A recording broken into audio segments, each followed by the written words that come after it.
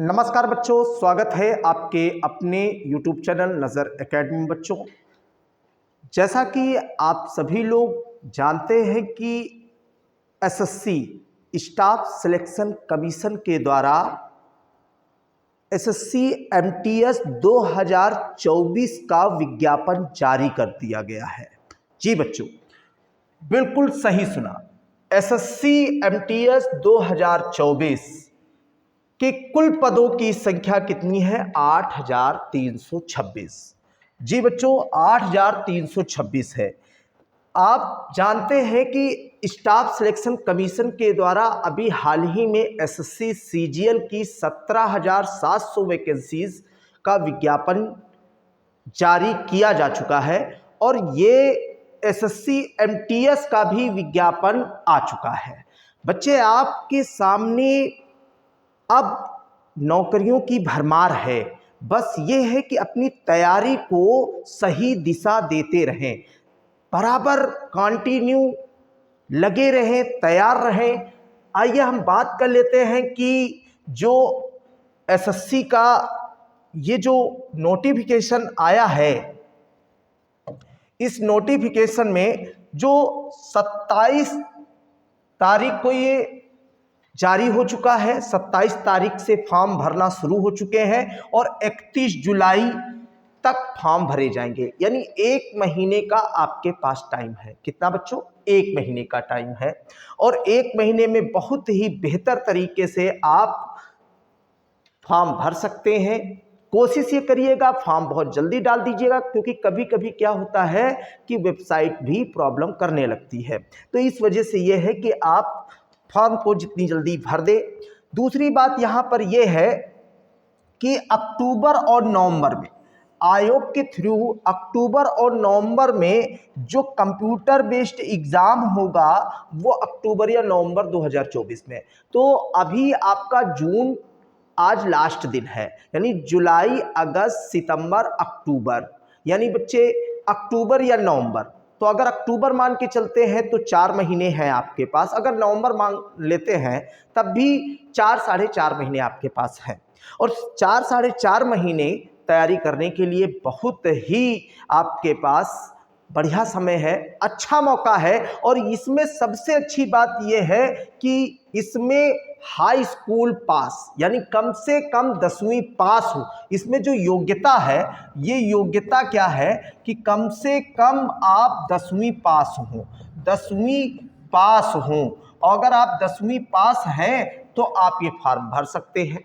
आप ये, क्योंकि एसएससी का जो ये 10वीं पास का जो है, ये लगभग राज्य ये कर्मचारी चयन आयोग के द्वारा ये सबसे छोटा पद होता है और ये लगभग हर डिपार्ट में रखा जाता है। आप दूसरी भाषा में इसको ये भी कह सकते हैं कि ये चपरासी का एक पद होता है। लेकिन अब चपरासी यानी मल्टीटास्किंग होता है। तो यहाँ पर ये नहीं है कि चपरासी तो आपको वहाँ पर झाड़ू और पोछा लगाना होगा, ऐसा नहीं है। यहाँ पर क्या है कि आपको फाइल को, किसी भी डिपार्ट की फाइल को इधर से उधर या अधिकारी की फाइल को इधर से उधर ले जाना होता है। यानी यही सारे काम होते हैं एक मल्टीटास्किंग का। अब ऐसा नहीं है कि वहाँ पे आपको चपरासी का पद है तो बहुत छोटा पद है, तो ऐसा नहीं है। कर्मचारी चयन आयोग के थ्रू जो भी वैकेंसी आती है उसका एक पद अपने आप में गरिमापूर्ण होता है।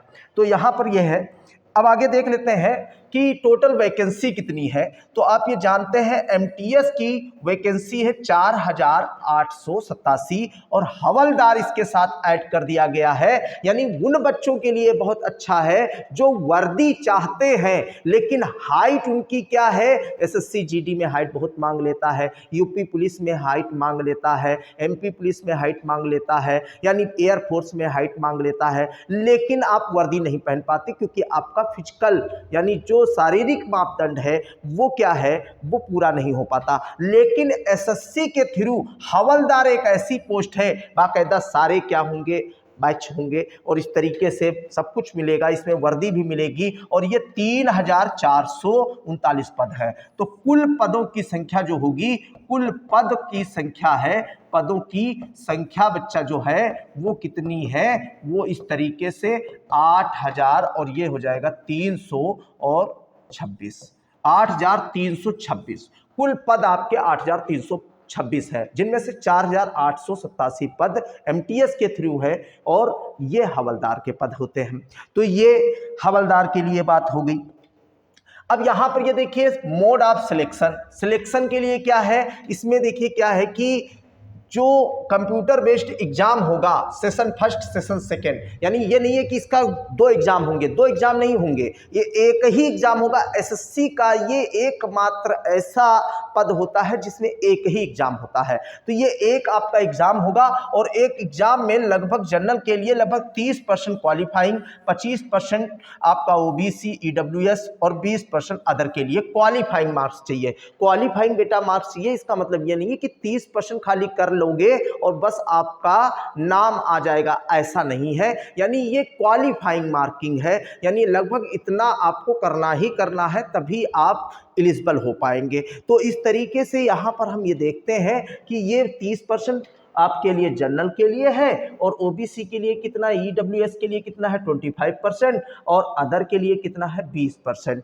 ये आपको कंप्यूटर सीबीटी जो एग्जाम होगा उसमें आपको ये कम से कम मार्किंग इतनी तो करनी ही पड़ेगी, लेकिन मेरिट बनाने के लिए आपको ज़्यादा से ज़्यादा अटेम्प्ट करना होगा, ज़्यादा से ज़्यादा आपको करना होगा। आगे बढ़ते हैं। कंप्यूटर बेस्ड जो एग्जाम होगा वो किस तरीके का होगा, उसमें क्या सब्जेक्ट होंगे, तो बेटा आप ये समझिए कि न्यूमेरिकल यानी अंक गणित के 20 क्वेश्चन आएंगे। यानी अंक गणित के कितने क्वेश्चन आएंगे, यानी मैथ्स के जो क्वेश्चंस होंगे, मैथ्स के क्वेश्चन होंगे वो 20 क्वेश्चन मैथ्स के होंगे। फिर इसके बाद रीजनिंग के क्वेश्चन कितने होंगे बच्चा, रीजनिंग के जो क्वेश्चन होंगे वो आपके होंगे 20 क्वेश्चन रीजनिंग के होंगे और ये 20 क्वेश्चन होंगे वो 60 नंबर के। मार्किंग कितनी हो जाएगी, 60 नंबर की, ये भी 60 नंबर की मार्किंग हो जाएगी। तो यहाँ पर ये देखो number of questions maximum marks, तो ये देखो 20 और ये 60 है, 20 से ये 60 है। ये पहला सेशन होता है, यानी इसका मतलब है ये पहला पार्ट है, पहला भाग है।